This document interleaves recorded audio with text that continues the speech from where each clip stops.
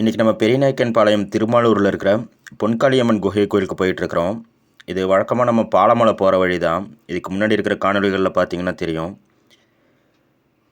இங்கே ஏதோ பாலம் அமைச்சிட்ருக்குறாங்க, மண்ணெல்லாம் கொட்டியிருக்கு. எப்பவும் போல் நம்ம போகிற வழி நல்ல தோப்பு பசுமை. இன்றைக்கி வைகுண்ட ஏகாதசிங்கிறதுனால பாலமலை கோயிலுக்கு நிறைய வண்டிகள் போயிட்டு வந்துட்டுருக்கு.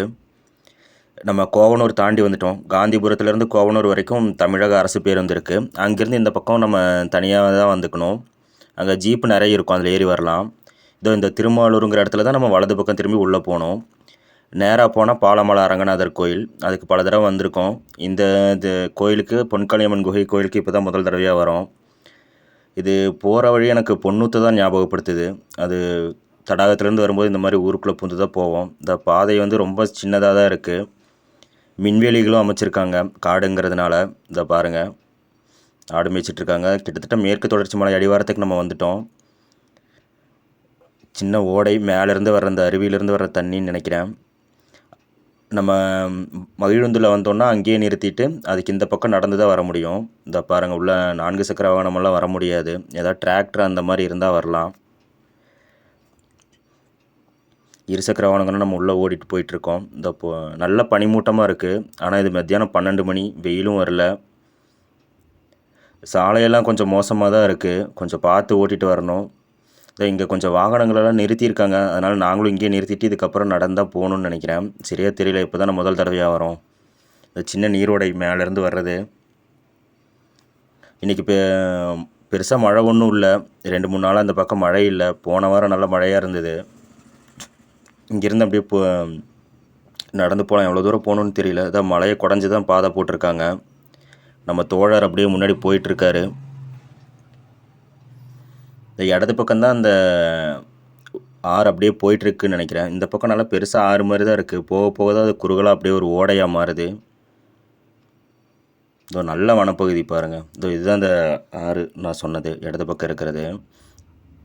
தண்ணி தேங்கி நின்று இங்கேருந்து அப்படியே கொஞ்சம் கொஞ்சமாக வடிஞ்சு போகுது. மேற்கு தொடர்ச்சி மலைகள் காட்டோட நல்ல மையப்பகுதியில் நம்ம இருக்கோம். ஏதாவது மிருகங்கள் எதாவது வந்ததுன்னா என்ன பண்ணுறதுன்னு தெரியல. பெருசாக எதுவும் வராதுன்னு நினைக்கிறேன். நாங்கள் 2 பேர் மட்டும்தான் போயிட்டுருக்கோம். ஆனால் அந்த முன்னாடி ஒரு 2-3 வண்டி நின்றுருந்தது. இங்கேருந்து பார்த்தா மேலே அருவி கொட்டுறது நல்லா தெரியுது. பனிமூட்டமாக இருக்கிறதுனால காணொளியில் சரியாக பதிவாகலை. இது இடதுபுறம் அந்த நதி அப்படியே போயிட்டுருக்கு. வலதுபுறம் நல்லா காடு. வண்டி போன தடங்களெல்லாம் இருக்குது. முன்னாடி நிறைய பேர் போயிருக்காங்கன்னு நினைக்கிறேன். நம்ம தோழரும் அப்படியே முன்னாடி நடந்து போயிட்டுருக்காரு. கிட்டத்தட்ட நம்ம கோயில் அடிவாரத்துக்கிட்ட வந்துட்டோம்.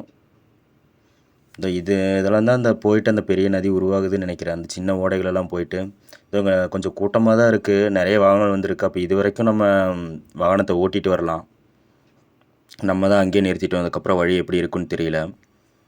இதை பாருங்கள், பெருசாக ஆளாரம் ஒன்றும் இல்லை. இங்கே பூஜை எதுவும் நடக்கிற மாதிரியும் தெரியல. ஏன்னா கோயில் எல்லாமே வந்து ஒரு மாதிரி பாசி படிஞ்ச மாதிரி தான் இருக்குது. மேலேருந்து அப்படியே நீரோடை கீழே போயிட்டே இருக்குது. இந்த மாதிரி சின்ன சின்ன ஓடைகளாக தண்ணி அப்படியே போயிட்டே தான் இருக்குது. இதுதான் மேலே ஏறி மேலே போகிற படிக்கட்டு. இங்கே ஒரு சின்ன சன்னதி இருக்குது. அது என்னன்னு போய் பார்க்கலாம். தண்ணி பொதுவாக ஓடுற தண்ணியில் பாசி இருக்காது, வழுக்காதும்பாங்க.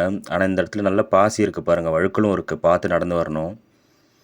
நாமம் சாத்தியிருக்காங்க. பெருமாள் நினைக்கிறேன். பெருமாள் இடது பக்கம் வலது பக்கமும் ஸ்ரீதேவி பூதேவி இருப்பாங்க பெருமாளுக்கு. அவங்க தான் இங்கேயும் இருக்காங்கன்னு நினைக்கிறேன். சரியாக தெரியல.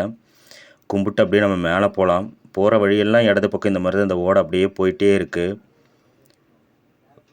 மேலேருந்து கீழே வந்துட்டுருக்காங்க. இவங்களாம் நேரத்துலேயே மேலே ஏறி இருப்பாங்கன்னு நினைக்கிறேன். நிறைய ஜோடிகளாகவும் வந்திருக்காங்க. இங்கே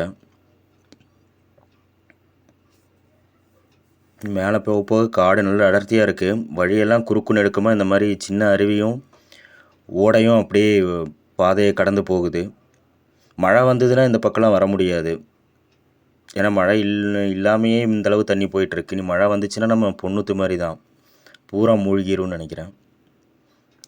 இது வரைக்கும் பாதை கொஞ்சம் சமதளமாக இருந்துச்சு. இங்கேருந்து படிக்கட்டு அப்படியே கொஞ்சம் மேலே ஏறி போகுது. பார்த்து நடந்து வரணும். வழுக்கலாகவும் இருக்குது. நம்ம மேலே வந்துட்டோம். கிட்டத்தட்ட குகைக்கே வந்துட்டோம். குளிச்சிட்ருக்காங்க அங்கே சிலர். சுற்றியும் பாருங்கள். இதுதான் நம்ம வந்த வழி. நல்லா அடர்ந்த காடு. மேலேருந்து தண்ணி அருவி மாதிரி கொட்டுது. இந்த பாறையை பார்த்தா எனக்கு இயற்கையாக அமைஞ்ச மாதிரியும் தெரியல, செதுக்கி விட்ட மாதிரியும் தெரியல.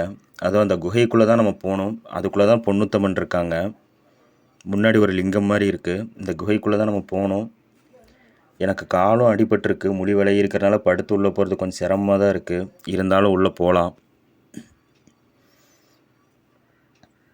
படுத்து தான் போக முடியும். படுத்து இல்லை தத்தி தத்தி போகலாம். இதுதான் பொண்ணுத்தம்மன் மன்னிக்கணும், பொன்காளியம்மன். இதுக்கு மேலே உள்ளே போகிறது கொஞ்சம் சிரமம். கண்ணும் தெரியறதில்ல, ரொம்ப இருட்டாகவும் இருக்குது பாருங்கள். இங்கே தான் எல்லோரும் வழிபாடு நடத்தியிருக்காங்க. இந்த கோயிலுக்குன்னு தனியாக பூசாரி யாரும் இருக்கிற மாதிரி தெரியல. சுத்தம் பண்ணுறதுக்கும் ஆள் இல்லைப்பா, ஒரு மாதிரி தான் இருக்குது. அங்கே இந்த குகைக்குள்ளே இருந்து தான் இப்போ நம்ம வெளியில் வந்தோம். சுற்றியும் பாருங்கள், நல்லா அடர்ந்த காட்டுப்பகுதி. சாமி கும்பிட்டாச்சு, அப்படியே கீழே போகலாம். இதுதான் இந்த அருவி மேலேருந்து கொட்டுது. பெருசாக மழை இல்லாதனால சன்னமாக தான் துளி விழுகிற மாதிரி தான் விழுகுது. கொட்டுற அருவியில் கொஞ்சம் தண்ணி பிடிச்சி குடிச்சிட்டு அப்படியே கீழே போகலாம். வந்த வழியிலே அப்படியே கீழே போகலாம். நம்ம கீழே போயிட்டு அப்படியே பாலமலையும் போயிட்டு அப்படியே நம்ம கோயம்புத்தூர் போயிடலாம்.